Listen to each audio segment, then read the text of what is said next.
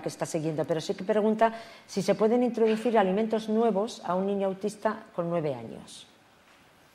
Sin saber la dieta no sé si es muy fácil contestar o no. Supongo un poco que parte de las preguntas que estás intentando trasladarme, Sagrario, se refieren no tanto a los temas de dieta específica como el que hemos comentado ahora, sino a los problemas de selectividad alimenticia o de hiperselectividad alimenticia que suelen ser frecuentes, relativamente frecuentes en los niños con autismo, ¿no? Yo creo que no hay ninguna dificultad para introducir un alimento nuevo siempre y cuando se haga adecuadamente. Si se hace de forma muy brusca, pues probablemente aparecerán dificultades. Mucho más sabiendo de la especial hiperselectividad que presenta a algunos niños con autismo, ¿no?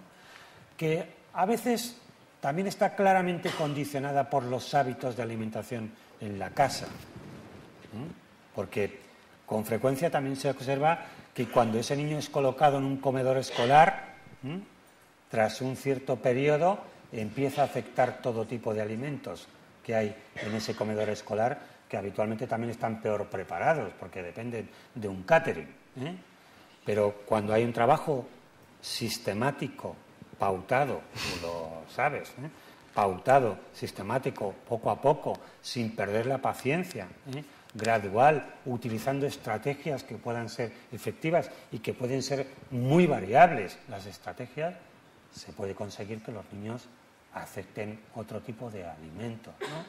Insisto que a veces a lo mejor hay que desmontar otras cosas previamente que están montadas en casa. Por ejemplo, comer viendo la televisión, que es muy frecuente, y a veces eso hay que descondicionarlo, ¿no?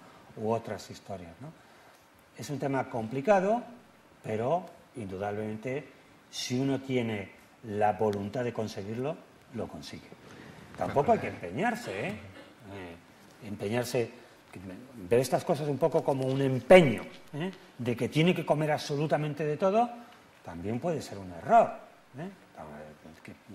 Muchos niños a veces, cuando rechazan alimentos, también pueden estar mostrando algún daño que no se ve quizás en ese momento, pero se puede ver un poquito más adelante. En este caso, recuerdo que en el colegio teníamos un chico que no comía lentejas ni comía legumbres, ¿te acuerdas? Y entonces era ya mayor, además, tendría unos 7, 8 años cuando llegó al colegio. Y entonces, bueno, pues para empezar el trabajo le presentábamos un plato con una lenteja solamente. Y entonces el objetivo inicial era simplemente, bueno, pues que la chupara y poco más. Y luego, bueno, pues poco a poco fuimos consiguiendo que después de que se comiera una lenteja, pues se comiera otra y luego otra y otra, ¿no? Pero el trabajo inicial era presentarle un plato pues con una lenteja, ¿no? Y cuando conseguimos ese primer objetivo, pues luego ya era el plato con 2 o 3 lentejas hasta que ya más o menos fuimos un poco normalizando la situación, ¿no?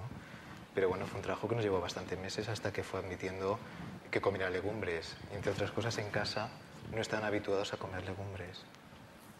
Bueno, preguntas también mucho sobre la genética. Mucha preocupación de si es hereditario el autismo. Nos cuenta en el caso concreto una persona que tiene una hija de 21 años con autismo, tiene un sobrino de 14 años con autismo y preguntan en muchos de los papeles, ¿es hereditario? Yo la verdad es que creo que tenéis aquí a una persona que es experto en genética, ¿no? Es un tema muy complejo, el tema de la genética. Yo no tengo ni idea, por supuesto. No sé si es hereditario, es la palabra exacta, ¿no? Que es un trastorno de origen genético, yo creo que la investigación está siendo contundente y por ahí van las cosas, por aquí van las cosas. Tenemos ya alguna muestra con algunos de los trastornos, incluso dentro del grupo de los TGDs, es decir, las niñas con síndrome de Rett, por lo menos en aquellas niñas en las que en la generación anterior puede haber habido algunos otros casos, es claro que hay un fallo en un gen que se llama MECP2, que está ubicado en el cromosoma X, ¿no? Se están manejando del orden de entre 15 y 20 genes de distintos cromosomas. Y la interacción es muy compleja y a mí se me escapa, pero desde luego, insisto, la investigación básica va a ir en esta dirección.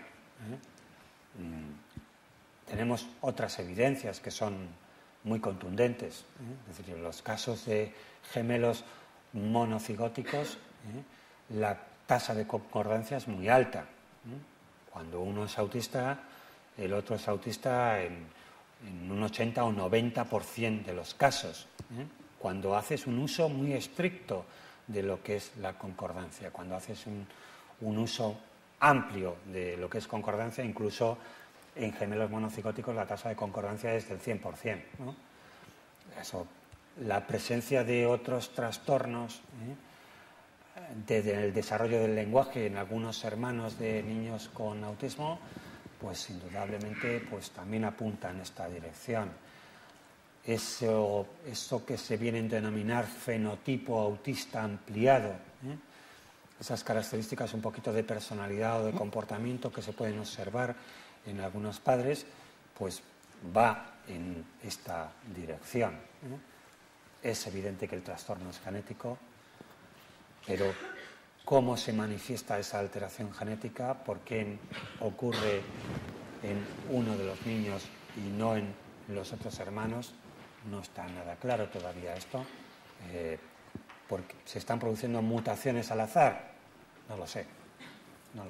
Pero desde luego lo que sí estoy convencido de que esa es indudablemente la puerta que nos abrirá la vía a la curación. Hay preguntas muy concretas de casos muy particulares. Yo quería simplemente subrayar lo que ha dicho el profesor Juan Martos, pero desgraciadamente no tenemos donde apoyarnos como en otras enfermedades en los modelos animales. Nosotros podemos crear a través de mutaciones especiales pues un catálogo de enfermedades humanas en cada uno de ratones catalogados o en otros animales de experimentación. No es fácil porque el comportamiento animal es totalmente distinto. Entonces, lo único que puede advertirse es, desde el punto de vista de experimentación en lo humano, los gemelos monocigóticos criados aparte. Es decir, no es lo mismo dos gemelos monocigóticos, es decir, son exactamente iguales del patrimonio genético, no es lo mismo nacidos en el mismo parto, del mismo sexo, por lo tanto son en muchos casos solamente la experiencia de monocigóticos, criados en el mismo ambiente o criados aparte. La tasa, naturalmente, es mayor cuando existen ambientes similares. Yo llamo, como dice el profesor Martos, poligenes, una constelación de genes que interactúan, pero interactúan no solo entre sí los genes, sino las circunstancias. Nosotros hablamos de genoma y también de ambioma, medio ambiente, que en eso están los hábitos alimentarios, los hábitos saludables, el comportamiento, la sociabilidad. Entonces, no es fácil hacer un metaanálisis, porque no existen tampoco muchos casos, para poder asegurar en cifras esa tasa de decir, es hereditario hasta tanto. Simplemente tiene un fondo hereditario y es necesario mucha investigación, muchísima más, y con muchísimos más variantes para poder asegurar que siendo hereditario esa tasa es más o menos creciente o más o menos quizá referida a otros factores que nunca pueden ser hereditarios, que es el medio ambiente. Decía que ha habido muchas preguntas muy particulares de casos muy concretos que no nos va a dar tiempo de responder.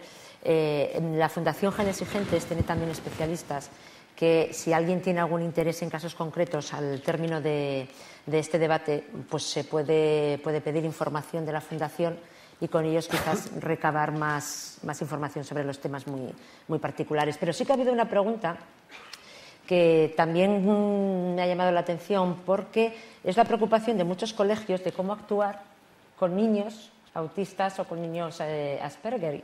Y, por ejemplo, nos preguntaban, han venido varios representantes de colegios, cómo actuar los profesores ante un niño que, por ejemplo, no quiere bajar a jugar al patio o que no quiere jugar.